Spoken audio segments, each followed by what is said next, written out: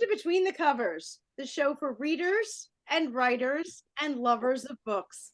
I'm Stephanie, and I'm a publisher at Red Penguin Books, where we publish books of all types and genres. So whether you have a book in your head, a manuscript ready to go, or even 200 sheets of loose leaf shoved in a drawer. And yes, at least once a month, I get an envelope filled with loose leaf. It still happens. Just visit us at redpenguinbooks.com and unleash your inner author. I am so excited to be joined today by two authors, first-time authors, which is very exciting, who have certainly unleashed themselves. Robert Loewen is the author of The Lioness of Leiden, and Nicolette Elsie is the author of Seasons to Bloom. So let's meet our first author. Bob Loewen, the author of The Lioness of Leiden, and our author writes, when the Germans invade the Netherlands, Leiden University student Hetty's boyfriend goes missing. But she has little time to grieve when she volunteers as a courier for the Dutch resistance, joined by her roommate, the beautiful Mimi, and 17-year-old Maria, the daughter of a slain resistance fighter. At great personal risk, the three women carry documents, secret messages, and cash to protect Jews, downed pilots, and others hiding from the Nazis. During 5 years of war, Hetty is challenged by a gauntlet of spies and betrayal. She heroically fights back as she and her friends accept increasingly dangerous assignments. All the while, Hetty worries about her family. She tries to forbid her younger brother from volunteering for combat in the resistance and argues with her father about becoming too cozy with the Nazis. As the Gestapo closes in, can Hetty and her family and friends make it through the war, free to live and love again?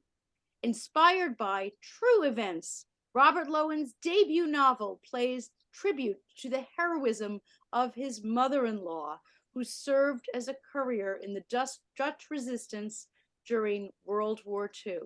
I am super excited and very proud to introduce our first author today, author Robert Loewen. Thank you so much for joining me. Thank you for having me. Oh, so excited. And wow, everybody makes mother-in-law jokes, but you sound like your mother-in-law not only is not a laughing matter, but she inspired a book. My first editor took the task specifically because she said it was so unusual. She said, I just think it's so sweet that some man wants to write about his mother-in-law. So that was my first time I even knew that it was unusual. I think that's fabulous. So bring us back before we talk about the story to your mother-in-law. When did you meet, and when did you think about writing this story? What inspired this? I understand her world, but what inspired you to write it? So it all of course turns on my wife Jacinta, for whom I really wrote this book. Jacinta and I met in college in 1967, and I met her mother in December of that year. And she's really quite an unusual character, and loved her right away. I think we loved each other right away. And I didn't know that she'd been in the Dutch resistance until I came back from Vietnam in 1972. Hetty was determined to have a huge party for me as a welcome home thing. And in those days, you have to put yourself into the genre. Nobody was celebrating veterans of Vietnam, and nobody was saying thank you for your service as they do today to returnees. And I was all set to just put that behind me. I wanted to get married, and I wanted to start law school, which I've been accepted to while I was in Vietnam. And so I took Hetty aside as we were getting ready for the party, and I said, why are you making such a big deal about this? And she kind of teared up, and she said, where I come from, the boys didn't come home. And I went, oh, that was like a really special moment. And that's when she told me that she'd been in the Dutch resistance. And I thought, okay, this is going to be great, because that was also right at the time when I was proposed to her daughter. And we just celebrated our 50th anniversary last August. And so I thought, oh, this is going to be great. I'm always, every time I get together with Hetty, she's going to tell me another war story, man. I can't wait for this. And she didn't speak of it again for at least a decade, because she was really a mess from the war. She suffered from survivor syndrome. She suffered from PTSD. They didn't call it that in those days, but and she was seeing a psychiatrist, which the Dutch government was paying for, and she just didn't want to talk about it. And then we had this breakthrough, I thought, in the 1980s. Hetty was a big traveler. She didn't have very much money, but she saved every penny to travel to far off places where she could experience nature. She was a huge environmentalist, and before that was popular. And she came back from Liberia, where she'd spent a couple of months and just wandering around by herself through the jungles and stuff. And she brought a bird's nest with her. It was constructed out of twigs and straw, and it was in the shape of a boot. And you can imagine the bird. It was an abandoned nest, obviously, and she you can imagine the birds though going down to the bottom of the boot and having their hatching their eggs there and so on. And she was extremely proud of it. It was one of these things she was just like, wow, look what I got, this souvenir. And I was a practicing lawyer at the time. I'm had for pretty much my whole adult life. And I just teased her. We were drinking, and I said, well, is this even legal? And I said, what'd they say at customs? And she just threw her head back, like that was the most naive question she'd ever heard. And she says, oh, Bob, she says, I didn't tell them about it.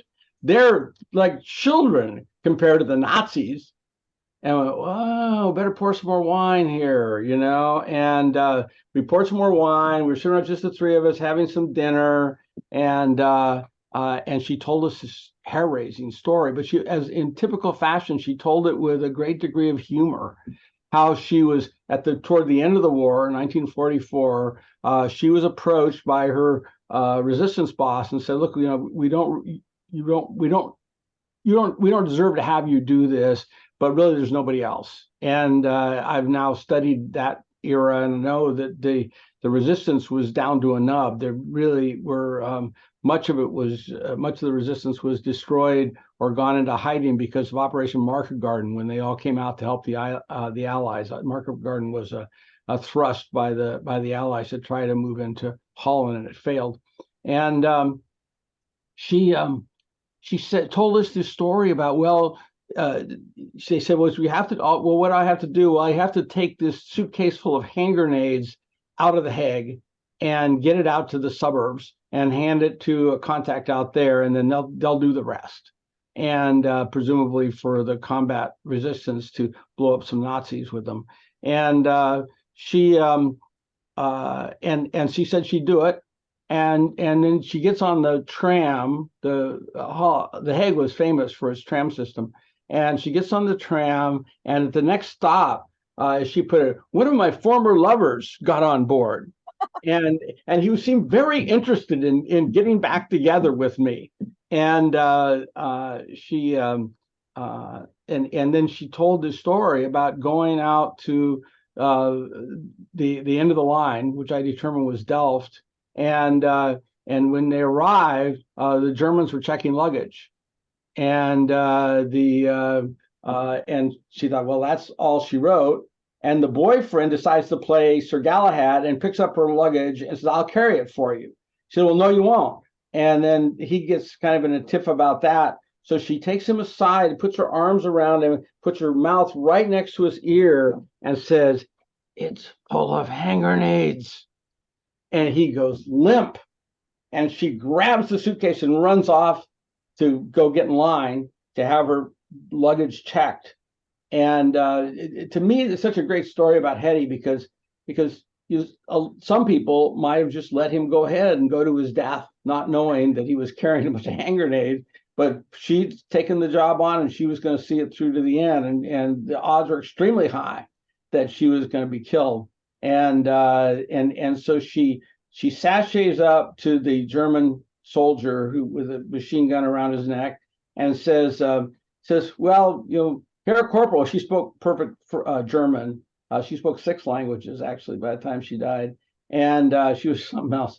But she starts flirting with a guy, and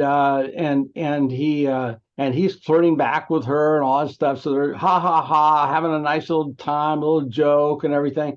And then he says, so finally he looks over at the suitcase, says, so what's in the suitcase? And she goes, ha, it's full of hand grenades. And he goes, oh, well, don't blow yourself up then, and lets her go through. And she goes around the building, and there's the ex-boyfriend, completely soaked with sweat. He said, I thought the next thing I was going to hear was machine gun fire and that you were done for. I thought you were dead. So it was such a chilling story, and yet told with all this humor about, well, here I am on this train, and the guy's trying to make whoopee with me, and I'm, thinking I got a suitcase full of hand grenades here. What am I going to do? And for me, that was like it was the first time she'd really come out of her shell and was really willing to talk about it. And I started to have hope that I would get some stories from her, and I did. I got some stories, and then she died in 1994. She got cancer, and she and I never got a chance to sit her down and film her and talk to her about the resistance, although I don't think it would have worked. I mean, anytime she would talk about the resistance, she would break down. She would just freak out. She couldn't do it. And and then about 2 weeks after she died, a friend of hers came to the door and handed us an essay she'd written about her brother and his days in the resistance, and she had not been able to leave that, to tell us that during her lifetime. It was such a tragedy for her, and such a profound emotional thing every time she relived it or thought about it, that she left it. And that actually at the end of the day opened the door for us, because he said, okay, if she's written this, what else has she written? And it turned out she'd written a lot of stories. She wrote about the Hunger Winter, which is a big event in the southern, where it was a man-made, what do they call it? A man-made shortages, and nobody had any food, and about 22,000 people died in The Hague, and it was just a terrible time. And she wrote this like it was funny. She told this story about her dad and what a stupid guy. She hated her dad, and she told what a stupid guy, and he tried to go out to the farm to get food from the farm country and stuff. Anyway, so I had that, and I had other stories that she had written about, and so from that, I pieced together the Lioness of Leiden. Wow, that's amazing. And I am so glad that you had that extra glass of wine and she started talking. I can't even imagine the trauma of going through what she went through. And I could well understand why for decades she kept it hidden. But I'm very grateful for that glass of wine. Thank you. Me too. Pouring out. And then for you to write it, what did your wife think? Well, she loved it. She was a participant all the way. She helped with finding the writings, and she'd come in, look at this little tidbit here. She said this. What do you think that means? And then we would talk about it. And she loves the book. She thinks that I captured her mom. And of course, neither of us knew her mom when she was 19 years old. But we could imagine what she was like. She was a very strong-willed woman, and very super smart, and so I tried to capture that. And she was also from a well-to-do family. Her grandfather had been a governor of one of the Dutch colonies, a place that's now called Sulawesi in Indonesia. And she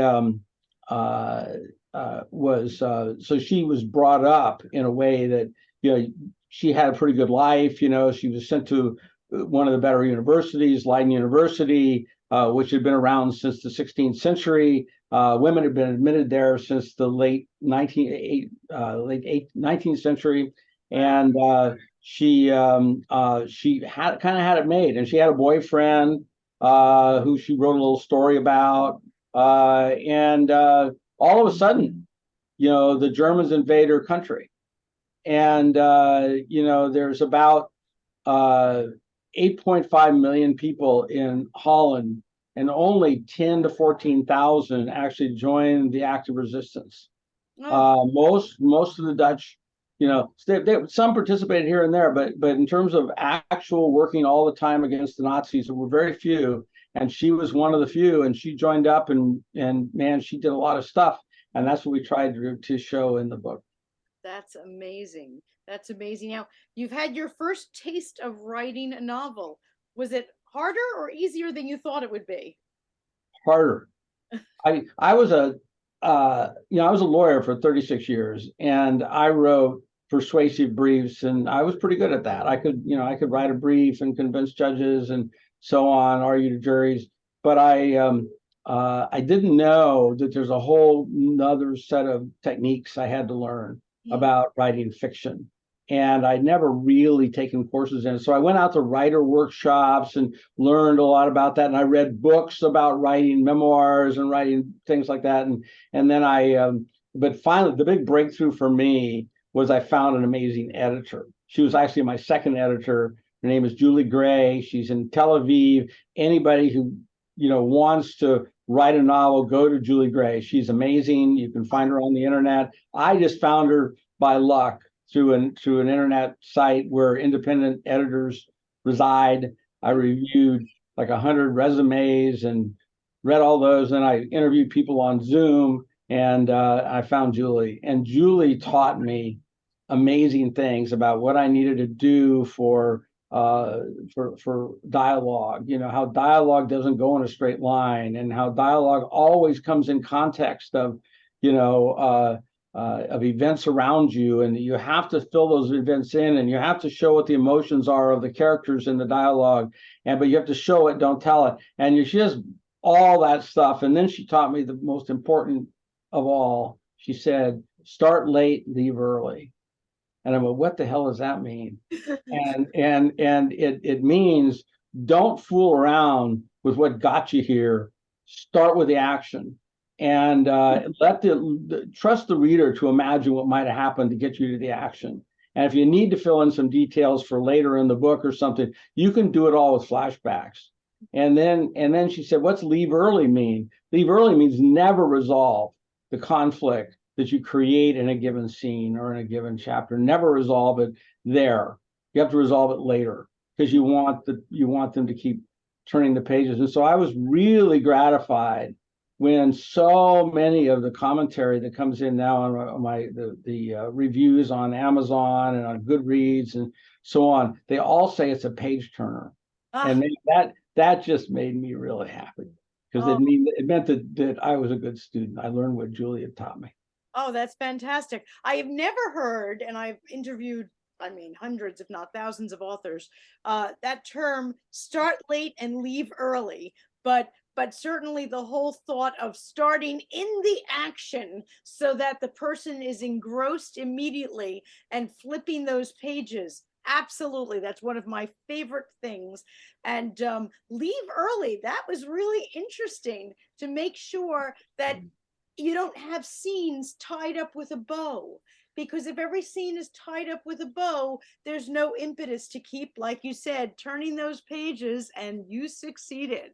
It's all true. It's all true. And I think Julie learned it in Hollywood. I think she did a lot of script reading, script editing, that sort of stuff in her younger days, and before she immigrated to Israel. And she's boy, I'll tell you, man, she's very good at articulating. I felt like I had a master class in how to write fiction from her. That's so fortunate for you. And I'm so glad that you mentioned, and a great thing for our listeners to hear, the person who is the most convenient, who's right next door, might not be the editor for you.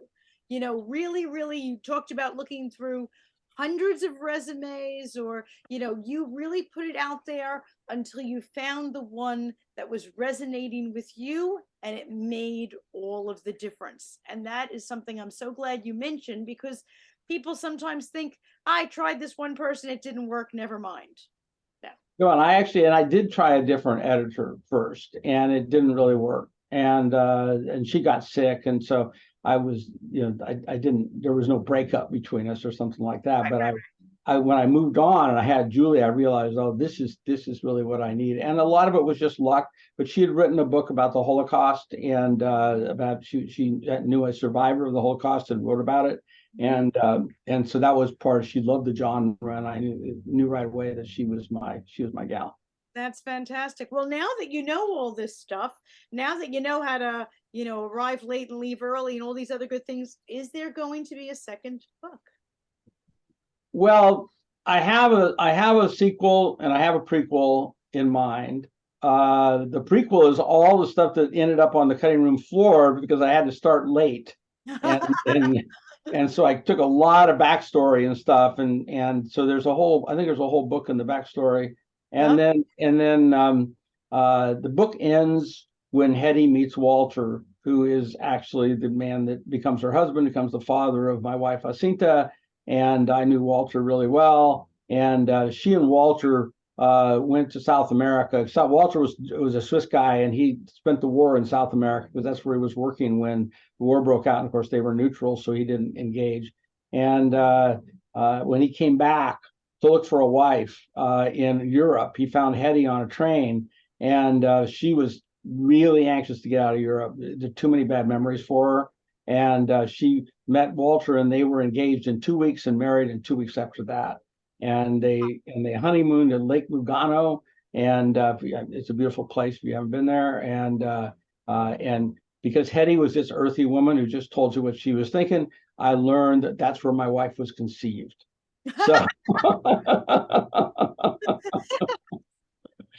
So, anyway, they traveled to South America, and then they made a farm, and the farm was a big success. But then the government took the farm away in 1964, and about that time, Walter and Hetty were getting divorced, and so she and her two daughters, my wife and my sister-in-law, came to America, and she said it was worth the trade. She says, yeah, they took my farm and didn't give me anything back for it, but I got a visa. And I said, so I got to live here. And she loved living in America. Oh, that's amazing. So you said the prequel, shall we say, is all the stuff that got cut, the backstory before. Now, the sequel, is that after meeting him and this whole South American journey and such? That's what I think. I think the sequel is life in South America. I'm not sure I want to bring it all the way to California.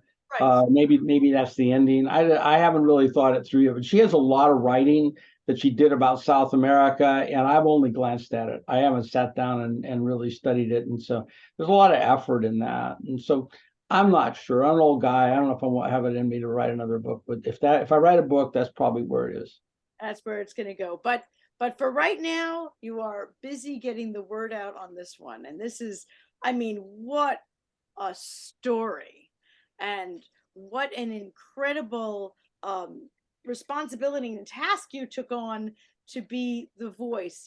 You're writing this book is one of my favorite reasons why I'm in publishing, is literally to immortalize people and their stories. And that's what you did here. You literally immortalized Hetty and the story. And that's just what a gift for you to give to her, to your wife, and to the world. That's just incredible. So it sounds like a rabbit. Let me just add one little tidbit to that, and that is during I'm making the tour of book clubs and stuff before with the advanced reader copy and stuff, and one of the things I found that kind of surprised me is that everybody's got a family story that in many ways is worthy of a book, and in some people it comes from World War II, some people further back than that. Some people their great grandfather was an inventor who did something really special. You never know what the story is. But my advice to all of them is get busy, Because if I can do it, anybody can do it. No, I love that. And you're so right. Every family has a story. They might need a little more wine like you did in order to hear the story. But if people know that your family has a story, and Bob said so, so I know that every family has a story, go out and find it. Go out and find it. Talk to the people. I'm so sorry that your mother-in-law passed before the book became a reality. Although I believe that she knows, Yeah. personally. But people, our time here is transient, and we want to hear those stories. Those World War II stories, those turn of the century stories. Make sure you're asking the questions and pouring the wine if that's what you need, but get the story. So you meet a lot of book clubs there, Bob? A lot of times you're called. Well, I've done about 5 book clubs, but I'm really anxious for more. And so here's a little ad to anybody who listens to this. If you know a book club, I'm willing to appear at it. If it's out of town or out of the state, then probably I'll want to do it on Zoom. But maybe not. If I feel like traveling somewhere, I don't mind getting on an airplane. But I'm happy to do those. I have found them incredibly rewarding. It's been so much fun talking to people who've read my book. Oh my gosh, I'm so glad you mentioned that, because that is huge to have an author at a book club. They can contact you, or if they go to the lionessofleiden.com, they'll find your contact information there to meet you for making arrangements for the book club. You'll be able to communicate directly with me by email via my website. Right. Fantastic. Because what a story, and to know that it's not just a story, it's truth. It's true life. Right. This is what happened. And I could see book clubs wanting you. As you were speaking, I was also thinking about you in classrooms, history. I mean, you actually know what happened there. My son is he's a political science major. I could totally see in the history classes and learning about, it's one thing to learn about World War II on paper. It's another thing to hear about a person who was smuggling a whole suitcase full of hand grenades. I'm giving a talk to a history group actually on May 13th. It's a group, they call themselves Los Compadres, and they've been around since the 60s. And they every month they talk about some aspect of history. And so last week I went to one where they were it was about the founding members of Los Angeles. And it was just fascinating, stuff I never knew about before. So it was a challenge because these people love history and I didn't want to screw it up. So I've been going back and reminding myself of what I saw in my research so I could talk about it and make sure I'm accurate. I am sure you're not screwing it up. That's for sure. So I certainly hope our book club lovers out there and our history lovers out there are getting down that address to connect with you. Our next author is a very different kind of a book, but also in dealing with a lot of issues that have gone on, just like Hetty had to. Nicolette Elsie is the author of Seasons to Bloom. Seasons to Bloom is a collection of poems designed from a journey of anxiety, fear, grief, and seeking validation. Nicolette is a modern poet, creator, and an HR professional. In everything she does, she brings soft, creative expression, compassion, and thoughtfulness for the subtle beauties in life. Throughout her purposeful work of sharing ways to express, free, and heal herself, she hopes to inspire others to find themselves. Nicolette aims to create visionary designs and poems around mental health, spirituality, and expression in a society that has trained us to prioritize others, stay small, and not break the mold. I'm so excited to welcome poet and author Nicolette Elsie. Thanks for joining us. Thank you for having me. And it's wonderful to hear all about your book, Bob. I cannot wait to read it. Oh, thank you. Wasn't that an amazing story? Oh my gosh. Amazing. Edge of my seat. And here I started with a mother-in-law joke. It couldn't have been further from the truth. That was fine. And I'm really looking forward to hearing about this book of poetry. I really admire poets because I can't do it. So it's really nice to hear about it. It's a very different craft. Right. But it's the same kind of, it's still art. It's still connecting humans with humans, and that's what you want to know about.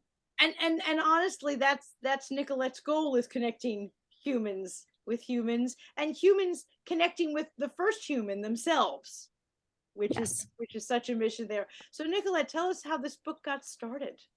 Sure. So my book relates to my own story, which definitely made it a little bit difficult to write about, and was something I was not sure I was going to actually share. So in 2020, like many others, there was a lot going on in the world, and presented me with a lot of my own feelings of grief, of being fearful, of being triggered by a lot of these events. And, I had lost a couple people in my family relatively quickly in March of 2020. And, it paired with that, I had a lot of my unhealed own personal challenges going on that were brought to the surface. And it was just a really difficult challenge, and really not even recognizing who I was anymore, and just trying to figure out who that was and process everything at the same time, and trying to explain something that I didn't fully understand, to be quite honest. And the only thing that was helping me through all of this was to write poetry. And it wasn't even something I was actively thinking about. It was just coming out of me. Where if I was not crying or expressing another way, the only thing that would help was sitting there with a pen outside. If I could leave the house, or if I was in the house, just writing and really feeling my feelings. Even though I probably didn't want to, and was so used to pushing them down, I just wrote, and these poems were very healing, very eye-opening. And as I started writing them and reading them back to myself, I started to just learn about myself, which sometimes I look back and I'm like, you had to write to learn about yourself. But I did, because I think it was that subconscious person coming through that was talking to me, that had been broken down by these experiences. And so for the next 2 years, I really wrote. If you ask many of my friends, I was not as present or active, and I'm so grateful for them for, still holding space for me in those times. But I think I needed that. I needed to kind of just write and process. And so it was a beautiful journey. It was a challenge, and it came into something beautiful, even though it might not have started that way. So really, really, interesting journey, I will say. Not one that I had planned, and not one that I think I actively knew I was taking part in. Interesting. I like the way, and so appreciated that you said you were a little surprised that to find yourself, you had to write. But how many people out there have never found themselves because they've never allowed that space to take the time? The lockdowns and such were certainly triggering in so many ways, but maybe they also allowed you a little bit of space and time. Absolutely did. And I think for myself, I was diagnosed in 2021 with obsessive compulsive disorder, and it was something I didn't know that I had until I was kind of in those moments, and it was so obvious, to the point where even my family started to take notice. And when I looked back and was talking to the therapist or psychiatrist helping me, I could go back all the way to childhood and realize that I had a lot of these symptoms that we just didn't talk about, or I wasn't aware of. And so being given that space was the most beautiful thing for me, to recognize that this happens to me, and also that you can get through it. You could seek help. There's no shame. I think that was something for a long time also prevented me from acknowledging it, was the shame. And, does this happen to other people? What does it look like? I think the more I learn about OCD, a lot of times you can't see it, or you don't even know that it's not something others experience, because no one talks about it. And that really fueled my passion to share it, because maybe somebody else might be going through that. And all I needed was to see that somebody else was going through that, to know, okay, this is okay to experience, there is help. And so that was really a big part of my purpose for deciding to share something extremely personal. Oh, yes, absolutely. And how frightening. I mean, talk about, it's always scary when one releases a book, even if you were writing about made up characters on a planet far, far away, it is still terrifying to release that book to the public. But even more so when it's 200 pages of your heart poured out on pages about a very, very personal journey. How did that feel when you realized, oh my gosh, it's on Amazon? People are literally reading my brain. Is that frightening or empowering? A little of both. I think the initial was definitely fear, but when I had my family and friends reaching out, sharing their favorite poems, or just thanking me for talking about it, and then sharing their own stories. And when I look back, I was still working as an HR professional during this time and experiencing this myself. And for HR professionals during the pandemic, there was definitely a lot of learning going on and being able to support our own staff. So I was going through this myself and supporting staff. And I think that also, seeing what others were going through and being there for them, it realizing what they needed and what I needed, was so important for me to then do so. So in those moments I was fearful, I just reminded myself of how important it is. And as long as I can help one other person, that was the goal, right? I really set it where it was manageable for me. I didn't want something that felt, especially for myself, needing to achieve something. I needed to say, my purpose is just to help one other person like others have helped me. And throughout the book, you're going to see references to a lot of the people that did help me, whether that's in the illustrations that I worked with custom illustrators for, in the placement or the fonts, or the words, or, there might be a lyric that you might not recognize, but that reminds me of the person that was there for me in that moment. So it's going to be, one-off kind of notes that you might kind of see a word or here and there. That pays homage to them and kind of showcases them on my journey too. It's amazing. And as frightening as it is to release this to the world, as it's frightening anytime we let people into what's really going on in our lives, it also opened a whole lot of doors, didn't it? With people having conversations. It did. And it really inspired my passion for coaching. Although I do regular kind of HR and I am a business partner, there was the opportunity that arose for me to go for coaching, and I apologize for the lighting, to become trained as a Clifton Strengths coach. And what their coaching is all about is we all have unique strengths. And if we can learn to invest in them and capitalize in them, we could become the best we can be, and then leverage that as a team, or leverage that in our careers, or leverage that in our personal lives. And so I have that aspect now that I am doing, and it has allowed me to further help others in that, and being able for them to, if they have read my book, to see a little bit about me and why I'm doing it. It all comes together, right? So it's having a coach that went through something and is using that to support them, and knowing that there's no judgment, that I might not understand what you're going through, but I will listen and acknowledge and use everything that I've been through to pay that forward. I love that this book started from a place that needed healing, and you were working on it and working on the book and transformation, and now you're at a place that you want to and are able to reach out to others. Kind of like they always say when you're on an airplane, don't make sure you put on your oxygen mask first. Don't put it on someone else. You need to take care of you first. And that's what I'm hearing, is that you did. You realized that you were in a place that needed healing. You worked on you, and now you're saying, I have this book. I now trained as a coach. I want to go out and spread that to other people and have them be seen, have them see themselves and be seen.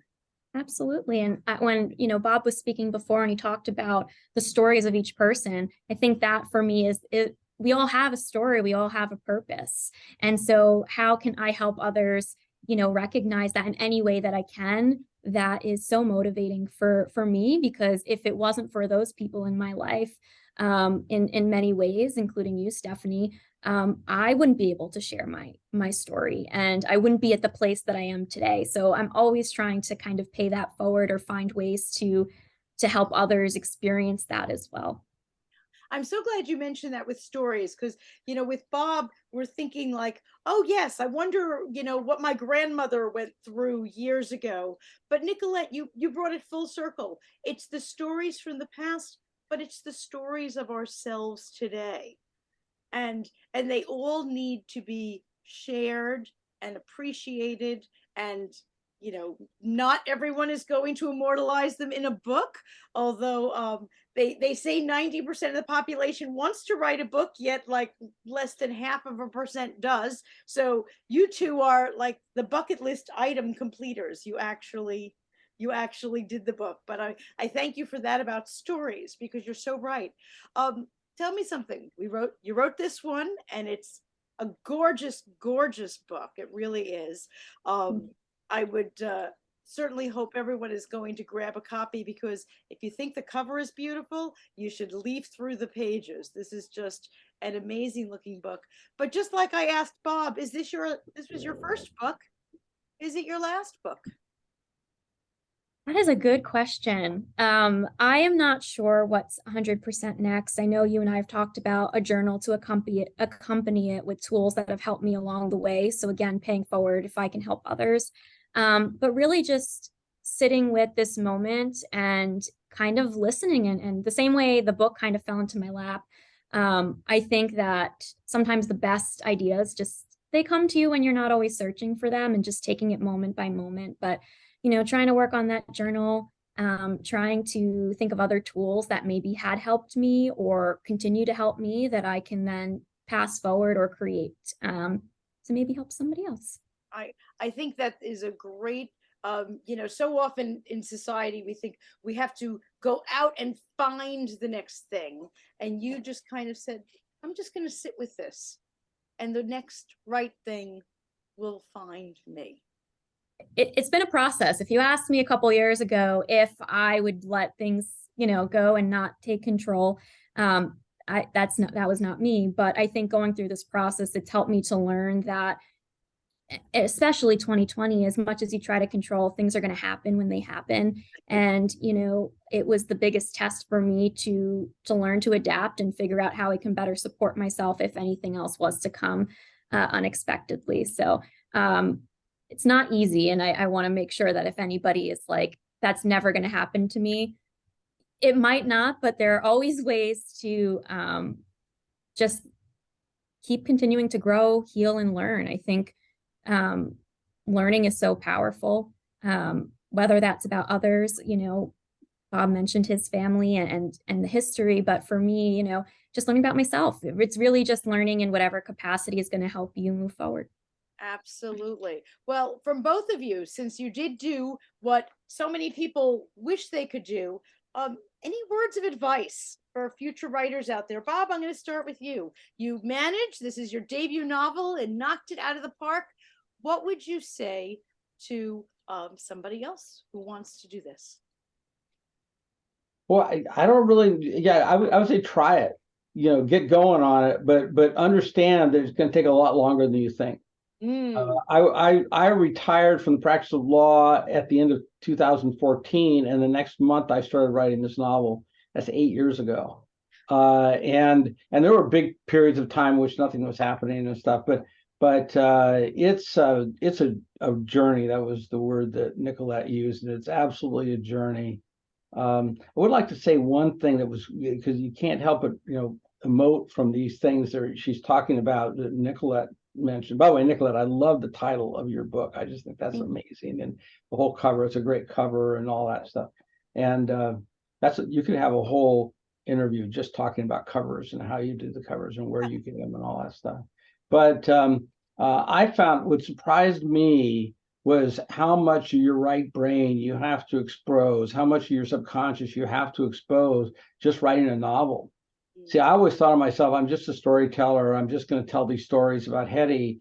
And what happens to you is that you create these characters and then you have them talking to each other. And pretty soon the characters take charge and they lead you down the journey of what is the plot's going to be. And it's unnerving when it first happened. The first time it happens, and you realize, well, there's just me sitting here. So they have to be coming from somewhere in here that I'm not totally aware of. And I think that whether you're doing poetry, I have a daughter who's an opera singer who says that every time that she gets up on stage, she feels like she's crying naked in front of the audience, because if you're doing it right, then your subconscious is telling them how to feel, how you feel, and connecting that with the audience. And I just think that all art is that way. And but it's as Nicolette said, it's a very ultimately uplifting experience to let your subconscious run amok. And I recommend it to anyone, even if you don't end up publishing, because it's publishing is a whole nother topic. Absolutely. But even if you don't end up publishing, just the writing of it, and maybe you just keep it and hand it around to your family members and let your friends read it and stuff. So rewarding. Such a wonderful thing to do. And Bob, 8 years is not bad. One with the Wind took 10 years. And the Game of Thrones series is still not finished. So some people take a lot longer than 8 years. And if you ever do plan to try this again, I have heard from, as I mentioned, I've interviewed hundreds, if not thousands, of authors. Book one, however long it took, it's like a quarter of the time for book two, or what, like it gets better. So I just want to mention that. It's encouraging. Exactly. Nicolette, some words of perhaps wisdom or advice for someone who is on this journey? Absolutely. I think piggybacking off of what Bob said, try it. And I think also it doesn't all have to be in sequence. I know Bob mentioned that earlier, but just write what comes to you. It's the same thing with myself when I write poetry. The final poems were not what they started like. It could have been portions of poems. It could be something that I completely changed last minute. The more you just get in that practice of doing that for yourself and allowing it to unfold, it will start to come. You just have to start, I think. Starting that journey, the rest of it starts to unfold in what it's meant to be. But I think that was the biggest thing, is to just get out there and say, I'm going to try it. So I just wanted to add that it doesn't have to be linear. There's no right way to do it. You're going to find your own way, what worked for myself, what worked for Bob and other people. It's always going to be different. And it's really important to stick to what is calling you and what is important to your purpose for writing. Fantastic. You two are such an inspiration. I want to make sure that all of our viewers know where they can find you. Grab a copy of your books and enjoy. The Lioness of Leiden at thelionessofleiden.com, also available wherever books are sold.